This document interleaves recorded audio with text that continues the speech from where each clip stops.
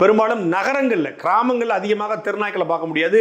நகரங்கள்ல தான் அதிகமான தெருநாய்கள் உருவாயிருக்குது. அதுக்கு மிக முக்கியமான காரணம், உலகம் முழுமைக்கும் கிட்டத்தட்ட 90 கோடி தெருநாய் இருக்குன்னு சொல்றாங்க. மனித சமூகம் 800 கோடினா 90 கோடி தெருநாய் இருக்கு. அந்த 90 கோடி தெருநாயில கிட்டத்தட்ட 35 விழுக்காடு இந்தியாவில் இருக்கு. ஏன்னா இந்தியாவில் இருக்கக்கூடிய திடக்கழிவு மேலாண்மை, நம்மளுடைய குப்பை, இந்த குப்பைகள் அதிகரிக்க போய் தான் இந்த நாய்களும் அதிகரிச்சிருப்பதாக சொல்றாங்க. வெளிநாடுகள்ல நாய்களுக்கு மிகப்பெரிய கட்டுப்பாடு இருக்கு. ஏபிசின்னு சொல்லக்கூடிய அனிமல் பெர்த் கண்ட்ரோல் அப்படிங்கிற ஒரு ஏபிசி அப்படிங்கிற ஒரு கண்ட்ரோல் இருக்கு. அதனால நாய்களை முழுக்க வேக்சினேட் பண்றாங்க. வேக்சினேஷன் பண்ணி நாய்களை பராமரிக்கிறாங்க. தெருநாயா இருந்தா கூட அதுக்கு ஒரு ரொம்ப ரேரா தான் தெருல நாயை பார்க்க முடியும். அப்படி ஐரோப்பிய நாடுகள்ல, பல்வேறு நாடுகளில் நாய்களுக்கு மிகப்பெரிய கட்டுப்பாடு இருக்கு. அமெரிக்காவில் மிகப்பெரிய கட்டுப்பாடுகள் இருக்கு. ஆனால் இந்தியாவில் இதுவரைக்கும் எந்த கட்டுப்பாடும் நாய்களுக்கு இல்லை. ஏன்னா நாய்களை தொடும் பொழுது மனிதநேய ஆர்வலர்கள், உயிர்நேய ஆர்வலர்கள், இந்த பீட்டா இவங்க எல்லாமே வருவாங்க. அப்படிங்கும்போது நாய்களுக்கு இதுவரைக்கும் தடை இல்லாமல் இருந்துச்சு.